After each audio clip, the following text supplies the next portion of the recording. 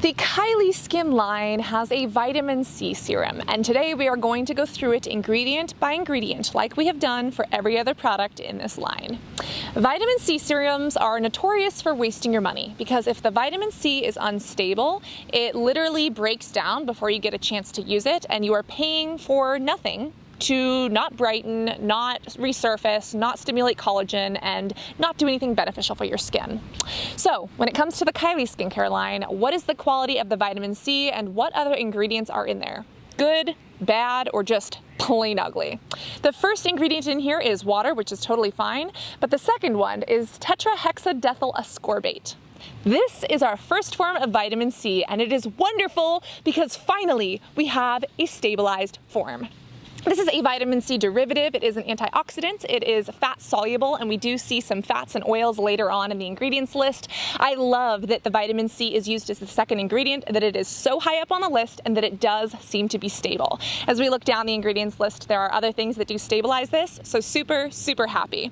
The Ordinary does have a vitamin C that is also very, very stable, and it is, I think, $5 to $7 cheaper, so I'll just put that out there. This also has a lot of other ingredients in it, which we are going to talk about, but I want you to know that you do have options. And I have a car starting up to my left at 2 o'clock. The next ingredient in this product is glycerin. Remember that glycerin or glycerol is used in both food and cosmetics. It is a hydrant and a humectant, and it can actually help potentially with some wound healing and with scars. So this is a really great ingredient to have in here. Again, when it's combined with vitamin C, it doesn't do anything negative. I honestly like glycerin in a lot of different products, and I think that it's a benefit here. We then have Phenoxyethanol. This was also in the toner, and again, this is an aromatic alcohol. So I believe that it gives a little bit of a scent to this, potentially, and then it's also a preservative. So it preserves the overall stability and it makes sure that no pathogens or bacteria grow in this product. I don't like that it's like the third ingredient in there, but we'll see how the rest of this list goes.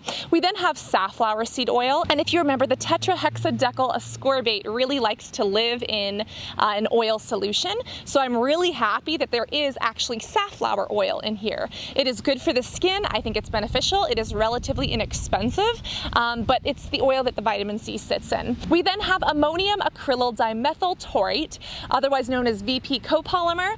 This copolymer is basically a thickener, probably makes the vitamin C feel a little bit thick or a little bit sticky. We then have dipalmitol hydroxyproline, which is a skin conditioner. Hydroproline is actually an amino acid. It really is found in collagen. When collagen is broken down by our human bodies, it is one of the amino acids that is unique to collagen. This could potentially stimulate collagen within our own skin if it can get there, and if our body has the vitamin C and the other nutrients in order to do that. But so far, the scientific studies that are out there, there are less than 20 that show it, and then most of those are either biased, not placebo-controlled, or paid for by the company who's selling collagen. So I think that there are 4 studies that are actually done in humans. We have to do a video on collagen because it gets messy, but for now, this is an ingredient that's in there. Maybe it helps, maybe it's just marketing and crap, we don't really know. Then we have tocopherol acetate. 2, 4, 6, 8. Who do we appreciate? Tocopherol acetate. This is basically vitamin E. It's an antioxidant oil, really, really beautiful, hydrating to the skin. Again, this pairs really well with the vitamin C. You never realize how many buses drive by until you try to film a YouTube video. Then we have tetrasodium gluconate diacetate. I saw this before in some of the other ingredients as a preservative. We then have a carboner. Again, this is a gel-forming carboner that makes the product feel a little bit more jelly or a little bit more sticky. We have polysorbate 20, again, a surfactant that binds things together that would normally not want to bind together. It's kind of an emulsifier. And this one specifically is 20 parts ethylene oxide, which is why we have the -20 at the end. But there are so many different types of polysorbates. They are pretty similar in nature, but depending on what the number is at the end, it can change the properties slightly. Then we have sodium metabisulfite. This is a preservative and an antioxidant. PubChem does list it as a skin irritant, so please take that into concern. I did find sodium metabisulfite in a couple of different research articles. Again, some are paid only. If you don't have a subscription to the journal or a university login, you will have to pay money for them, but some of them are free, and I'm going to list those all below this video so that you can also do research and learn a little bit about the skin as well. We then have Panthenol. Remember that this is an ingredient that our skin then turns into vitamin B5. Really great for wound healing, potentially could be helpful for scars. Really, really a gorgeous ingredient. It was in the walnut scrub as well, but for the walnut scrub, just why you could watch that video if you really want my full thoughts on it. But in this one, I like it way better, and I am happy that it is in this mix. We then have ferulic acid, which is so awesome. Ferulic acid plays very well with vitamin C, and it's actually an antioxidant that it can protect the skin. Remember that antioxidants go around and they basically can quell free radicals. Free radicals are very damaging. We can get them from ingredients in skincare, we can get them from the sun, we can get them just from breathing within our own body. And these free radicals do damage in the skin. Antioxidants basically stop free radicals in their tracks. So instead of the free radical destroying our skin, it takes the antioxidant as a sacrificial antioxidant instead. So ferulic acid is an antioxidant that helps in this formula. It also helps stabilize the vitamin C, which is really awesome. SkinCeuticals originally had a patent for vitamin C and ferulic acid that Drunk Elephant then kind of stole the patent. But even the Drunk Elephant product, which I do believe is pretty good, is like $70 or $80, so very expensive. The thing is that The Ordinary does have a vitamin C and ferulic acid combination, which is $5 to $7 cheaper than this serum. I think that it might even work better because there is less of the other crap. There's a lot of ingredients in this ingredients list, and The Ordinary one seems to be pretty plain, simple, and pure. So take that as you will, and again, these are 3 different price points and 3 different products. And remember, once you turn to learn, so again, turning around those bottles, you can actually figure out what's in those products and choose the right one for your budget and for your needs. Then we have Exo-Glycerin. We also saw this in the face scrub. This is a surfactant and it is also a preservative. We then have sodium hydroxide. This is basically lye.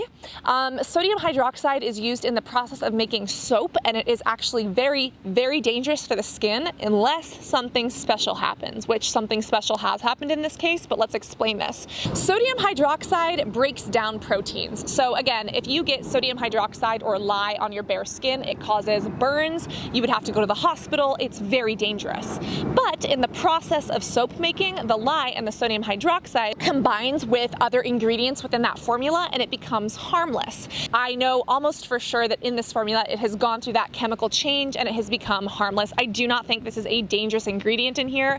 I do, however, want to know why it was included or what specifically they were trying to bind it to and what the purpose was.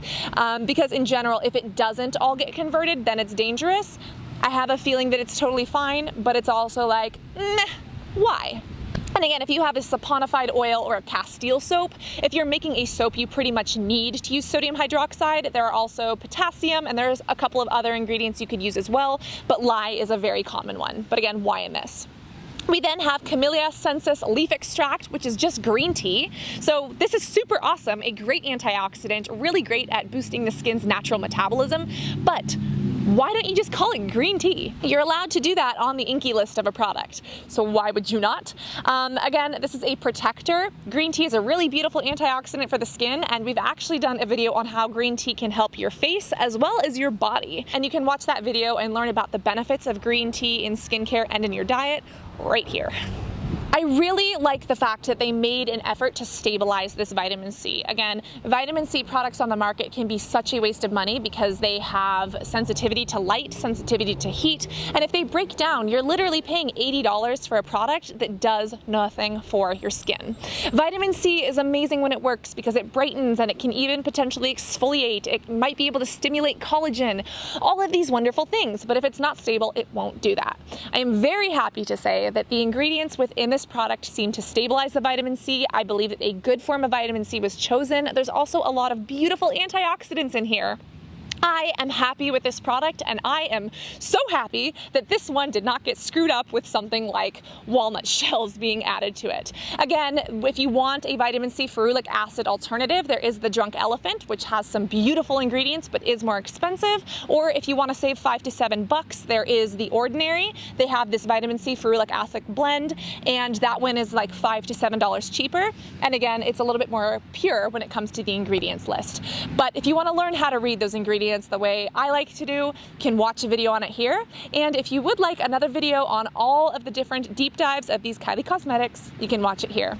Remember to turn to learn your ingredients, beYoutiful inside and out, and I'll see you as we dive into the next product within this collection. Love you guys. Bye.